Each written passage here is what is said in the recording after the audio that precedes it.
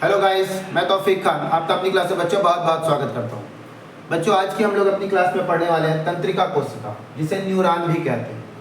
ये मानव शरीर की सबसे बड़ी कोशिका है, न्यूरॉन जिसे तंत्रिका कोशिका कहते हैं। थोड़ा सा इसे समझाऊँ मैं आपको। जैसे होता क्या है, मान लीजिए ये आपका मस्तिष्क है, ठीक है। इस मस्तिष्क के नीचे ये आपका मेरुरज्जु है, रीढ़ की हड्डी। अब इन रीढ़ की हड्डियों से बहुत सारी तंत्रिका कोशिका कनेक्ट हैं। ये देखिए, तंत्रिका कोशिका कनेक्ट हैं, तंत्रिका तंत्र कनेक्ट है। होता क्या है, आपको कहीं पर भी यदि चोट लगती है तो उस चोट की जो भी संवेदनाएं हैं, उन संवेदनाओं को तंत्रिका कोशिका ग्रहण करती है और ग्रहण करने के बाद उसे मेरुरज्जु या मस्तिष्क पर पहुंचाती है। तब आपको पता चलता है कि हमें किस स्थान पर दर्द या चोट है, ठीक है। अगर हम तंत्रिका कोशिका की बात करें तो तंत्रिका कोशिका मुख्यतः 3 प्रकार की होती है। एक होती है संवेदी तंत्रिका कोशिका, दूसरी होती है प्रेरक तंत्रिका कोशिका और तीसरी होगी मिश्रित तंत्रिका कोशिका। मैं अभी इसे समझाने से पहले इसे समझा रहा हूं आपको। संवेदी तंत्रिका कोशिका किसे कहते हैं?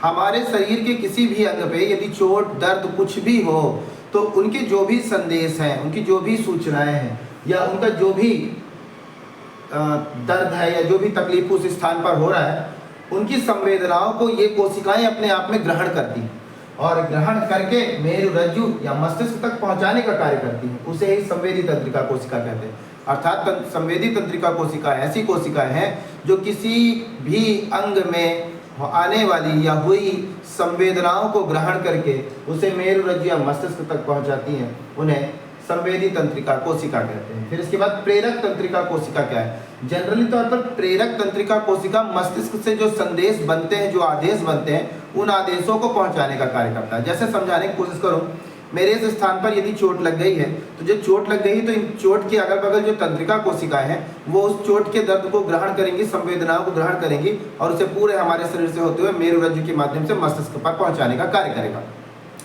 हमें पता चल जाएगा कि भैया हमारे हाथ से चोट लगी है और खून निकल रहा है, तो लगातार मस्तिष्क जो है एक नया संदेश या नया ऑर्डर प्रेषित करेगा किसी अन्य तंत्रिका कोशिका को और उन्हीं तंत्रिका कोशिका के माध्यम से हमें पता चलेगा। जैसे हमें सूचना मिल गई कि भैया आप अपने हाथ को यहाँ पर रख दीजिए तो खून का बहना बंद हो जाएगा, ठीक है। तो ये संवेदनाएं हमको कहाँ से, ये हमको प्रेरणाएं कहाँ से मिल रही है? मस्तिष्क से मिल रही। मस्तिष्क ने क्या किया? संवेदना को ग्रहण किया, दर्द को पहचाना कि हाँ खून निकल रहा है या कुछ भी है। उसे ग्रहण करने के बाद उसने तुरंत ऑर्डर जनरेट किया अन्य तंत्रिका कोशिका को कि आप उस बहते हुए रुधिर को कैसे रोक सकते हैं। उसने विकल्प भी दिया है, आप चाहे हाथ से करिए चाहे जैसे भी रोकिए, ठीक है। तो संवेदी तंत्रिका कोशिका ऐसी तंत्रिका कोशिका को कहते हैं जो कि संवेदनाओं को ग्रहण करके मस्तिष्क पर पहुंचाने का कार्य करता है। प्रेरक तंत्रिका कोशिका ऐसी कोशिकाओं को कहते हैं जो मस्तिष्क में बने ऑर्डर को, ठीक है, या सूचनाओं को अन्य शरीर के अंगों तक पहुंचाने का कार्य करता है। मिश्रित तंत्रिका कोशिका किसे कहते हैं? मिश्रित तंत्रिका कोशिका ऐसी कोशिका को कहते हैं जो तंत्रिका तंत्र संवेदनाओं को ग्रहण करके मस्तिष्क पर लेके जाती है, वही कोशिकाएं मस्तिष्क में बने ऑर्डर को वापस उस स्थान पर लाने का कार्य करें। ऐसी ही कोशिकाओं को मिश्रित तंत्रिका कोशिका कहते हैं, ठीक है बच्चों। तो हम लोगों को पढ़ना है तंत्रिका कोशिका का वर्णन या संरचना। तो ये है संरचना। तो चलिए सबसे पहले हम लोग संरचना पर बात करते हैं। क्या इसके बारे में आप बताएंगे? तो बच्चों, जो हमारी तंत्रिका कोशिका है ये मानव की सबसे बड़ी कोशिका है। तंत्रिका कोशिका मुख्यतः 2 भागों से मिलकर के बनी होती है। एक होती है कोशिका काय और दूसरी होती है कोशिकीय प्रवर्ध।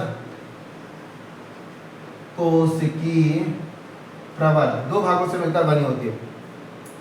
कोशिका काय और कोशिकीय प्रवर्ध इन 2 हिस्सों से मिलकर के बना है।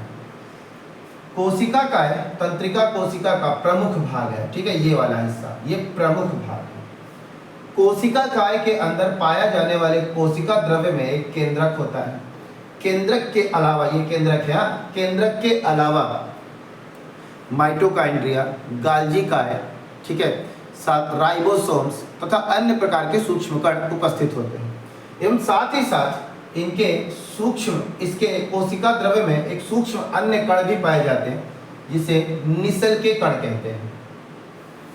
कोशिका काय में प्रवर्धनुमा संरचनाएं निकली होती है। ये प्रवर्धनुमा संरचनाएं निकली होती है, प्रवर्धनुमा संरचनाएं निकली होती है।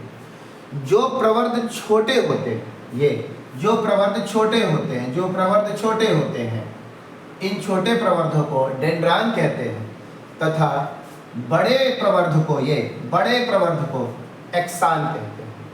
डेंड्रान की संख्या एक से ज्यादा होती है तथा एक्सान की संख्या सदैव एक होती है। अर्थात कहें हम, बड़ा जो प्रवर्ध है उसकी संख्या एक होगी तथा छोटे प्रवर्धों की संख्या एक से ज्यादा होगी। डेंड्राइट के जो आधारी भाग है, ये आधारी भाग, डेंड्रान का आधारी भाग चौड़ा होता है तथा डेंड्रान का जो अगला अंतिम सिरा है वो सकरा होता है। ठीक है, इसके अंतिम सिरे से महीन तंतु निकलते हैं और उन महीन तंतुओं को डेंड्राइट्स कहते हैं तथा डेंड्रान में निसेल के कण पाए जाते हैं। डेंड्रान में निसेल के कण देखिए पाए जाते हैं। फिर अब आप नीचे के हिस्से के बारे में बताएंगे। कोशिका काय से निकली बड़ी प्रवर्ध एक्सान कहलाता है। एक्सान का जो कोशिका द्रव है, उस कोशिका द्रव के अंदर निसेल के कण नहीं पाए जाते। निसेल के कण नहीं पाए जाते, परंतु इनके कोशिका द्रव्य में विशेष प्रकार के तंत्रिका तंतुक पाए जाते हैं। विशेष प्रकार के तंत्रिका तंतुक पाए जाते हैं जिसे न्यूरोफाइब्रिल्स कहते हैं। क्या बोलते हैं? न्यूरोफाइब्रिल्स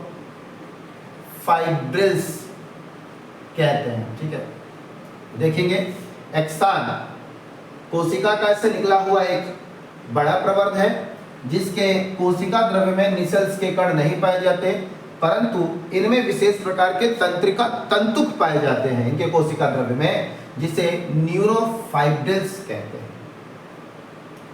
एक्सान बाहर चारों ओर, अपने इसके बाहर चारों ओर एक विशेष प्रकार का आवरण पाया जाता है। ये देखिए, एक विशेष प्रकार के आवरण पाए जाते हैं। उनके अंदर केंद्रक होता है। हर आवरण के बीच में देखिए केंद्रक युक्त आवरण है। ठीक है, इन आवरणों को, जो आवरण बन रहा है एक्सान के बाहर, उसे हम न्यूरिलेमा कहते हैं। ये देखिए, ये जो आवरण बन रहा है ना, इसे न्यूरिलेमा कहते हैं। और न्यूरिलेमा का ये जो आवरण जिन कोशिकाओं से मिलकर के बना होता है, उन कोशिकाओं को स्वान कोशिका कहते हैं। क्या सी कोशिका? स्वान कोशिका कहते हैं।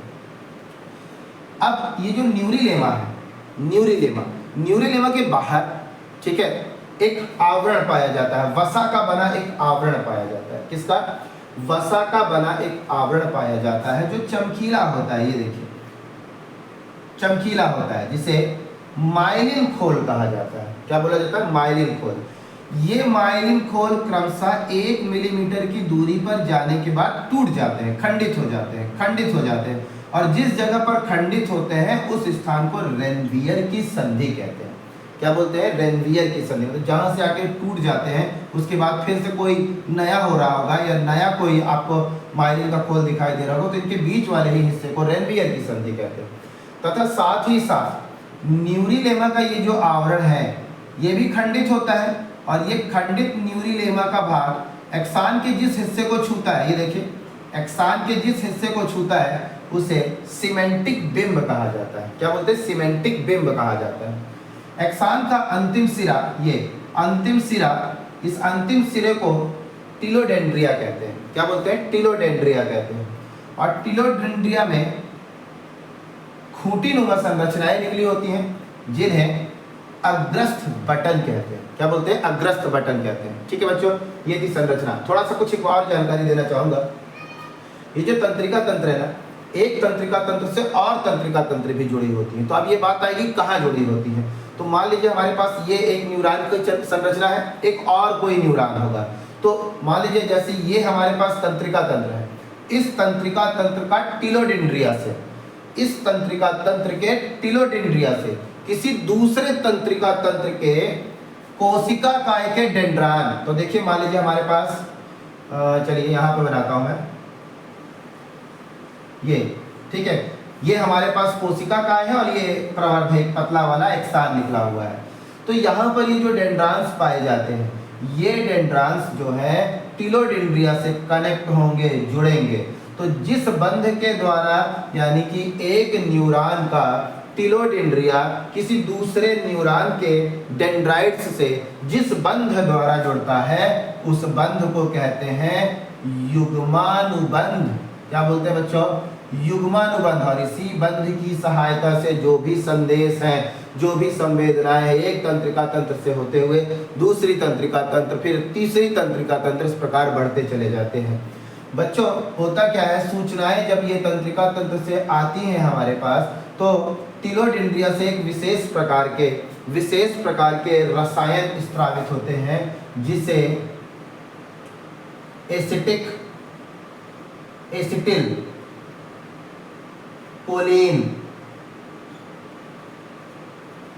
कोलिन नामक एक रसायन स्रावित होता है। और इस रसायन की सहायता से जो संदेश है वो ज्यों का त्यों बिना परिवर्तित हुए अगले तंत्रिका तंत्र में पहुंचता है। ठीक है, तो मतलब जब टिलोडेंड्रिया पर ये कोई दूसरा कोशिका काय का डेंड्राइट्स जुड़ा होता है, तो जो भी संदेश होते हैं, देखिए टिलोडेंड्रिया से कोशिका काय जिस बंध के द्वारा जुड़ता है उसे युग्मानुबंध कहते हैं। ठीक है, युग्मानुबंध के कारण ही ये संदेश एक तंत्रिका तंत्र से दूसरे तंत्रिका तंत्र में पहुंचते हैं। लेकिन जब संदेश ट्रांसफर हो रहे होते हैं, उस दौरान जो टिलोडेंड्रिया होता है एक विशेष प्रकार के रसायन स्रावित करता है, जिसे एसिटिलकोलिन कहा जाता है। और ये एसिटिलकोलिन जो है, जो संदेश ट्रांसफर हो रहे होते हैं, उस संदेशों में किसी प्रकार का कोई भी परिवर्तन नहीं होने देता। तो ये था बच्चों तंत्रिका कोशिका या तंत्रिका तंत्र की कोशिका, जिसे न्यूरॉन कहते हैं। उम्मीद है आपको समझ में आया होगा। धन्यवाद।